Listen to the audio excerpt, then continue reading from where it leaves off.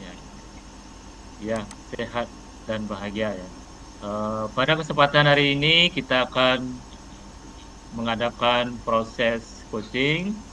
Sebelumnya, perkenalkan nama saya Iko Surtaget sebagai pengamat dan nanti rekan saya Komang Nanda serta Bu Ari sebagai coachee ya. Dalam proses pengamatan kali ini kita akan menerapkan alur cerita ya, alur cerita. Sebelum kita menginjak kepada eh, proses code nanti melakukan, ada beberapa hal yang akan saya tanyakan kepada Pak Komang terkait dengan proses code yang akan dilakukan. Yang pertama, eh, penilaian apa yang Pak Komang akan lakukan dalam proses coaching nanti. Silakan Pak Komang bisa disampaikan.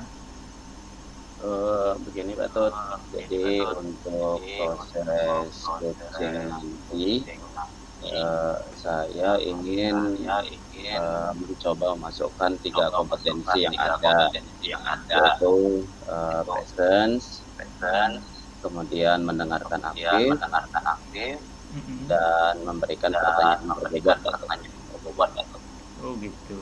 Nah, dari ketiga kompetensi yang Bapak Komang nanti sampaikan, eh, yang mana perlu dikembangkan nantinya dalam proses coaching? Saya ingin mengembangkan kompetensi mendengarkan aktif dan pertanyaan berbobot Pak Tut. Ya, nah, itu berarti indikator yang spesifik yang akan Pak Komang sampaikan dan kembangkan nantinya untuk tercapaian tujuan pengembangan. Nah, saya sudah catat tentang indikator, berarti Pak Komang akan menyampaikan tentang pertanyaan yang berbobot kepada coaching. Nah, untuk kali ini saya persilakan Pak Komang sama Bu Ari melakukan proses coaching. Waktu saya persilakan. Kan Pak Komang. Eh, Oke, terima kasih Pak Tut. Selamat malam Bu Ari, Malam, Pak. bagaimana kabar? Baik. Bapak gimana Mudah-mudahan kabarnya? sehat, sehat, sehat. Terima kasih Bu Ari. Jadi apa namanya? Dengar-dengar nih Bu Ari ingin ngobrol-ngobrol sama saya. Jadi kira-kira apa nih yang mau diobrolin Bu Ari? Iya, Pak. Sebenarnya dari kemarin-kemarin sih mau cerita, cuman kayaknya waktu kita belum ini apa namanya belum memungkinkan kita ketemu seperti ini. Terima kasih sekali Pak Komang hari ini sudah menyempatkan waktu untuk ngobrol sebentar sama saya. Sebenarnya ada sedikit masalah yang mau saya ceritakan. Siapa tahu dengan cerita dengan Pak Komang, jadi masalah yang saya alami ini bisa saya atasi dengan lebih baik. Gimana, bisa nggak saya cerita? Oh tentu, tentu Bu Ari, tentu. Jadi tujuan obrolan kita hari ini apa ya Bu Ari? Hari ini saya mau seperti saya bilang, saya mau cerita sedikit sama Bapak karena saya lihat sepertinya Bapak tidak pernah mengalami masalah seperti yang saya alami. Jadi saya berharap dengan cerita sama Bapak hari ini masalah saya bisa saya atasi. Gini loh ceritanya Pak. Bapak tahu kan saya di sini mengajar kelas 8, dari kelas 8A sampai dengan kelas 8G.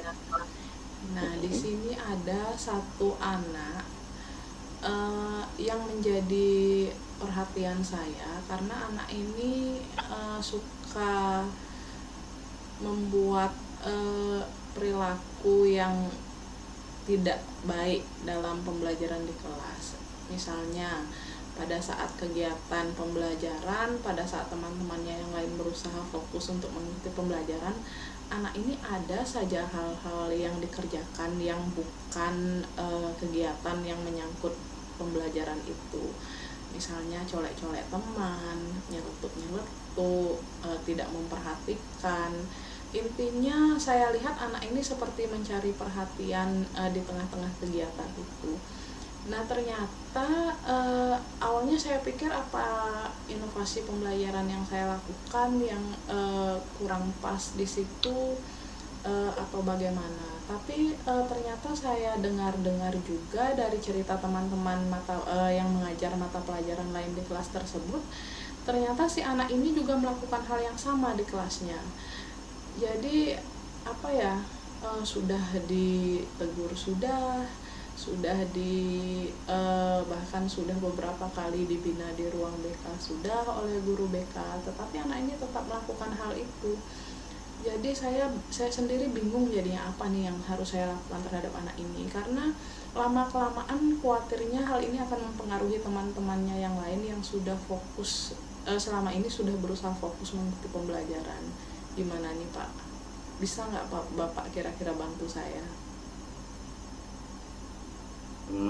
Jadi Ibu mengutarakan tadi perilaku anak yang mencari perhatian dan kurang baik ya.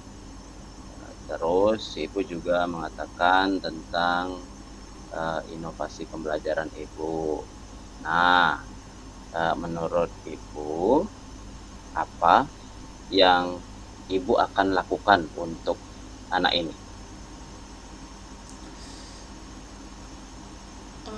Gini loh Pak, saya sendiri berusaha mencari dulu dalam diri saya kan. Itu seperti saya bilang tadi, apakah inovasi pembelajaran saya di kelas itu yang kurang baik atau bagaimana. Nah yang pertama ingin saya lakukan adalah kembali lagi selalu berusaha memperbaiki apa yang menjadi kekurangan saya dalam pembelajaran di kelas itu. Kemudian terhadap anak itu sendiri, rencananya saya akan melakukan restitusi terhadap anak tersebut. Gimana menurut Bapak? Oke, jadi Ibu akan melakukan restitusi untuk anak tersebut. Nah, jika Ibu ingin melakukan restitusi terhadap anak tersebut, apa nih Ibu nanti akan temukan?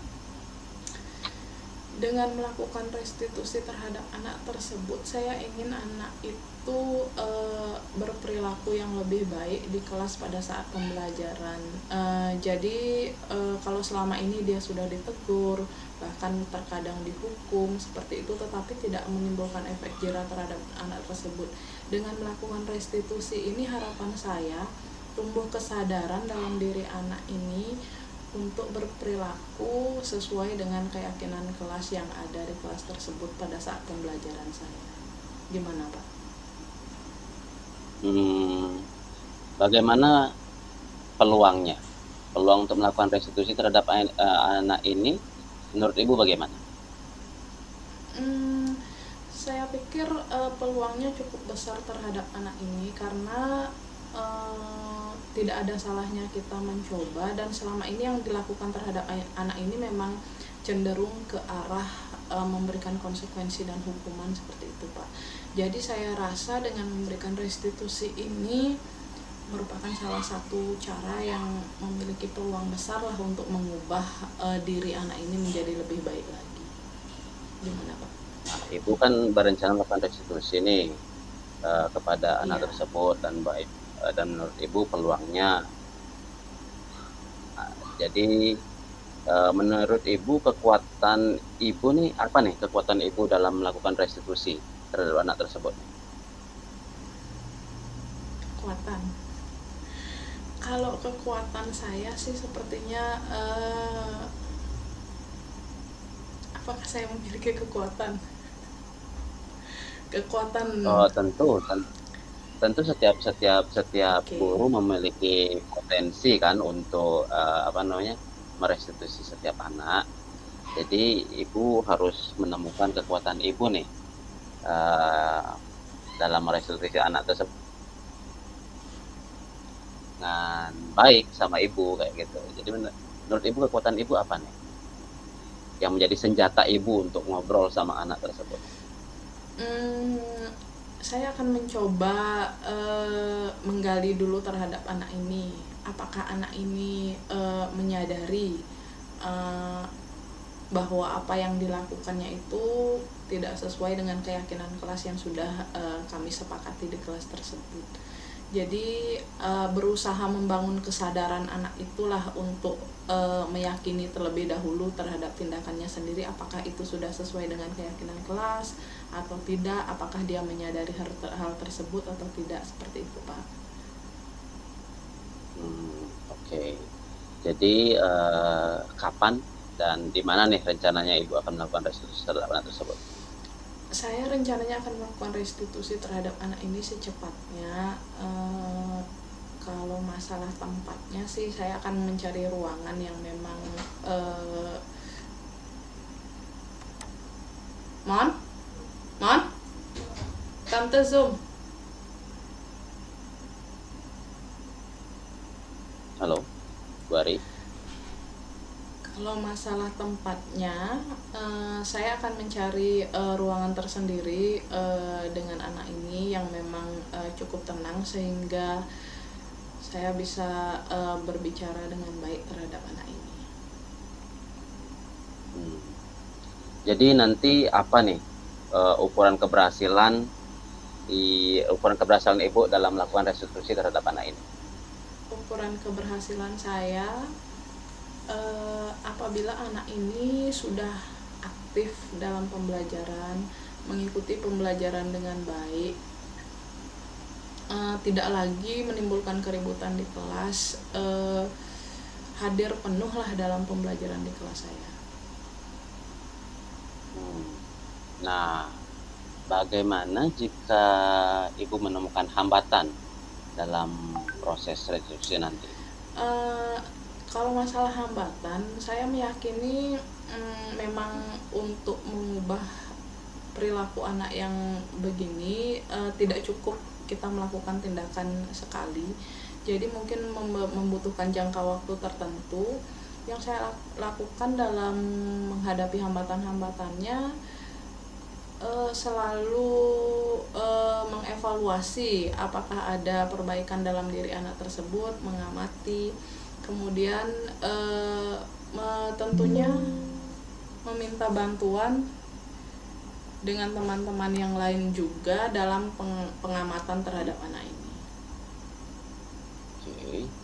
Nah, pada saat nanti dalam melakukan restitusi, siapa nih yang bisa membantu Ibu? Dalam melakukan restitusi yang bisa membantu saya tentunya teman-teman yang juga mengajar di kelas tersebut yang mengalami masalah yang sama dengan saya, kemudian wali kelasnya tentu saja dan teman-temannya di kelas.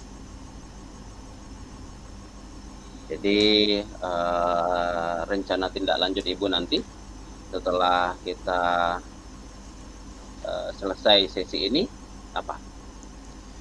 Rencana tindak lanjut saya setelah saya melakukan sesi ini, saya akan segera melakukan restitusi terhadap anak ini supaya lebih cepat lah saya melihat hasilnya nanti. Nah, bagaimana Bu Ari setelah sesi bincang-bincang kita mengenai apa yang menjadi kendala Bu Ari tentang anak tersebut, apakah Ibu menemukan solusinya atau bagaimana? Terima kasih Pak Komang. Setelah ngobrol seperti ini, saya yang awalnya tidak tahu harus berbuat apa-apa terhadap anak ini, sekarang jadi punya rencana lah untuk melakukan sesuatu. Jadi saya sekarang sudah tahu apa yang setidaknya harus saya lakukan terhadap anak ini. Jadi dari obrolan sama Pak Komang tadi ternyata ada hal yang bisa saya lakukan yang sekiranya dapat membantu saya untuk menghadapi kasus anak ini. Terima kasih Pak Komang. Ya, saya juga senang sekali punya kesempatan ngobrol sama Bu Ari seperti ini ya. Mudah-mudahan ini bukan terakhir kalinya kita ngobrol-ngobrol Bu Ari ya. Iya. Nah, sampai jumpa lagi Bu Ari. Oke, sampai jumpa. Makasih banyak Pak Komang ya. Ya. Kembali lagi ke Pak Tut. Saya baru saja menyelesaikan sesi coaching dengan Bu Ari. Ya, terima kasih Pak Komang. Sangat antusias proses coachingnya, sangat bermakna. Mudah-mudahan nantinya Bu Putu Hari bisa melaksanakan apa yang disampaikan oleh Pak Komang sebagai coach ya. Nah, sekarang saya akan minta waktu sebentar kepada Pak Komang dulu ya. Siap Pak Komang ya. Iya. Pertama, tadi saya sudah mengamati proses coachingnya. Di sini sudah sangat nampak ya alur ceritanya, sudah sangat kelihatan.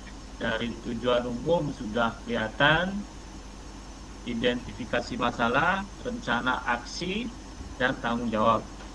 Nah, tadi indikator yang mau dimunculkan yaitu menggunakan pertanyaan yang berobat sudah kelihatan. Lebih jelasnya saya minta pendapat masukan Pak Komang, apakah pertanyaan yang berobat sudah dilakukan tadi sangat membantu kunci dalam percakapan atau kunci tadi Pak Komang? Tadi saya mencoba mengajukan beberapa pertanyaan yang berbobot kepada Bu Ari dengan memberikan pertanyaan terbuka. Kemudian saya juga mencoba mendengarkan secara aktif dan memberikan respon tentang permasalahan yang disampaikan oleh Bu Ari. Begitu Pak Tut. Iya, memang tadi sudah kelihatan. Namun dari segi pertanyaan robot tentang penilaian, nah di sana ada rentang nilai yang mungkin Bu Ari nanti bisa targetkan dari awal berapa, apakah dia pertama karena kasusnya masih ya 4 atau 5, setelah akhir habis rencana dia mau targetnya berapa, apakah dia mau 80, 90, nanti perlu juga diperhitungkan nanti bobot pertanyaannya Pak Komang ya. Siap Pak Tut. Nah, dari tadi indikator yang sudah disampaikan, yaitu menanyakan dengan pertanyaan berobot, adakah kedepannya Pak Komang bisa mengembangkan indikator yang lainnya selain itu untuk menambah psikologi supaya nantinya bisa solusi dari permasalahan bisa tercapai? Adakah indikator lain Pak Komang bisa disampaikan? Nantinya saya pengen ini sih Pak. Jadi saya ingin mengeksplor lagi kompetensi lessons dan mendengarkan aktifnya. Dalam mendengarkan aktif pun saya sepertinya masih ingin menghindari yang namanya memberikan asumsi, kemudian judgement yang kayak gitu. Saya pengen mengembangkan saya seperti itu. Ya, mudah-mudahan apa yang akan dikembangkan di kemudian hari bisa tercapai Pak Komang. Nah, hanya itu aja yang bisa saya amati dari percakapan coach Pak Komang dengan Bu Ari. Mudah-mudahan apa yang dilakukan sebagai latihan coach ini bermanfaat untuk dunia pendidikan ke depannya. Untuk itu, saya tutup dengan selamat malam mengaturkan para peserta. Santai. Terima kasih Pak Tut. Selamat malam.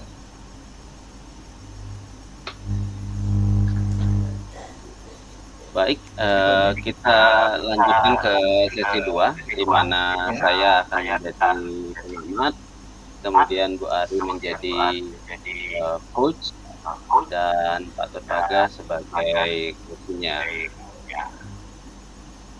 Baik, kita langsung saja ya. Selamat malam Bu Ari. Selamat malam, Pak. Selamat malam, Pak. Bagaimana kabarnya? Kabar baik. Bapak gimana kabarnya? Kalau ketemu sama Bu Ari saya pasti baik jadinya kan. Karena Bu Ari ini selalu bersemangat, jadi saya ikut bersemangat Iya, jadinya. terima kasih, Pak. Baik, Bu Ari, seperti yang kita sudah bicarakan kemarin, bahwa kali ini adalah sesi supervisi dari proses coaching yang akan Ibu lakukan. Nah, sebelum Ibu nanti melakukan coaching, kita perlu nih mendiskusikan beberapa hal. Seperti ini nih, kita perlu sama-sama menentukan indikator yang nanti Ibu harapkan muncul dalam proses coaching Ibu. Nah, kira-kira indikator apa saja nih yang Ibu, kompetensi apa saja yang ingin Ibu munculkan nanti dalam proses coaching? Kan kita ada kompetensi presence, kemudian mendengarkan aktif, dan pertanyaan berbobot ya Bu Ari ya.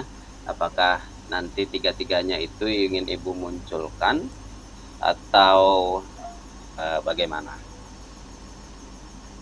Iya, Pak Komang. Demi kelancaran proses coachingnya, tentu saja saya ingin menampilkan ketiga kompetensi tersebut.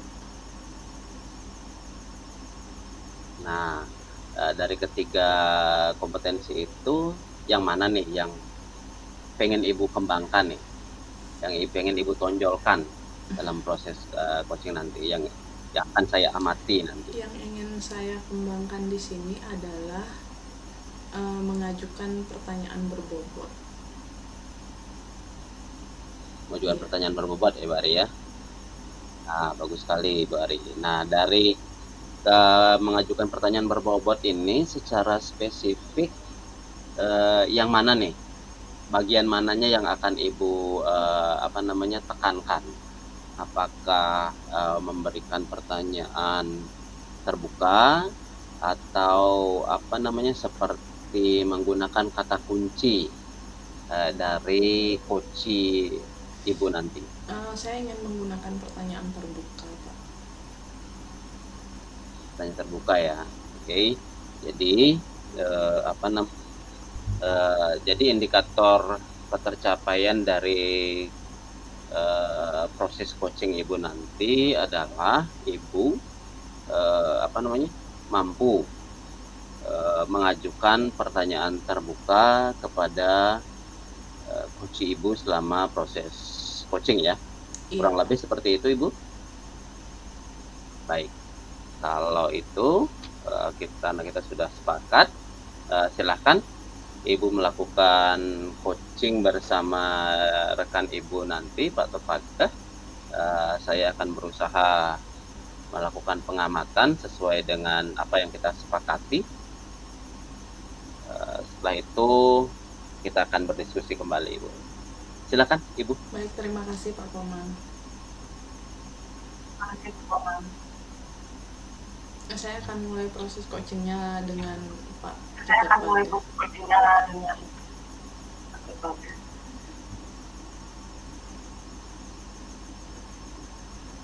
Halo Pak Paga. Halo Bu. Apa kabar Ibu? Baik. Iya, kalau Pak Paga gimana kabarnya? Iya. Ya, kabarnya kurang baik ini di sekolah. Tadi banyak yang anak-anak ini terutama ya, ada gini ya, itu pusing jadinya. Pak Paga lagi pusing. Kenapa tuh anak-anaknya di sekolah ada gini, ada gitu, gimana? Nah, namanya juga anak-anak ya Bu, butuh kita mengajar, target harus sampai dengan apa yang disampaikan oleh Pak Kepala Sekolah ataupun Pak Pengawas, target ini harus tercapai, namun tengah jalan karena kendala namanya anak-anak dalam kelas ada yang ini, ada itu, gitu. Jadi itu yang bikin Pak Pagah pusing ya, jadi anak-anak yang rempong, kemudian belum ada tugas-tugas dari Pak Kepala Sekolah, berarti itu Pak ya.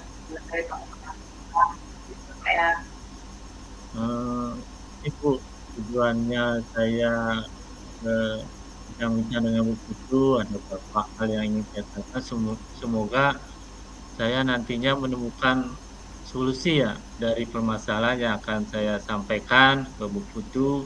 Apakah Bu Putu ada waktu? Banyak banget nih waktunya, sampai besok pagi juga masih ada waktu nih.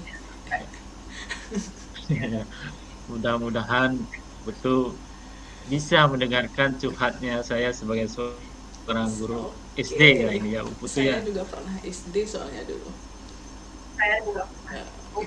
Oh gitu ya. Langsung Ya, aja Bu gimana Putu, tuh, Pak? keluh kesah saya. Nah, ini saat mengajar di kelas, nah, anak-anak sering kurang antusias ya, semangatnya kurang, belajar pun kurang. Dikasih tugas malah tidak mau mengerjakan. Sudah dengan berbagai cara saya mengajar juga tidak dihiraukan.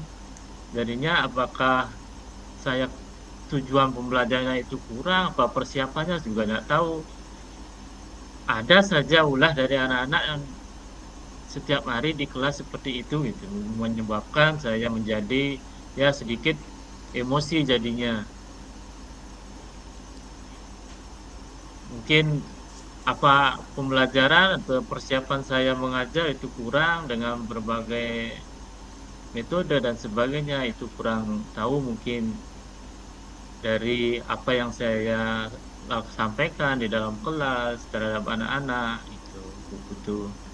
Oh, jadi berarti di sini saya lihat masalah yang Pak Pagah alami itu adalah menghadapi anak-anak di kelas yang tidak antusias dalam mengikuti pembelajaran. Jadi Pak Pagah di sini merasa apakah itu masalahnya adalah pembelajaran yang Pak Pagah berikan kurang menarik atau bagaimana. Jadi itu Pak ya masalahnya Pak ya.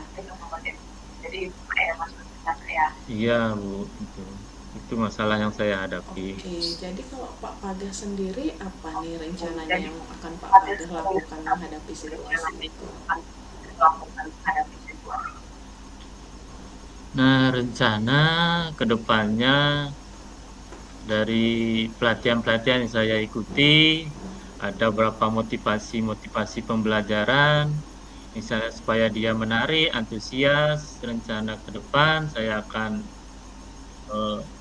motivasi metode pembelajaran dengan menggunakan misalnya PowerPoint, gambar, video, untuk meningkatkan antusias anak-anak belajar. Jadi anak-anak lebih semangat belajar, itu rencana yang akan saya lakukan ke depan.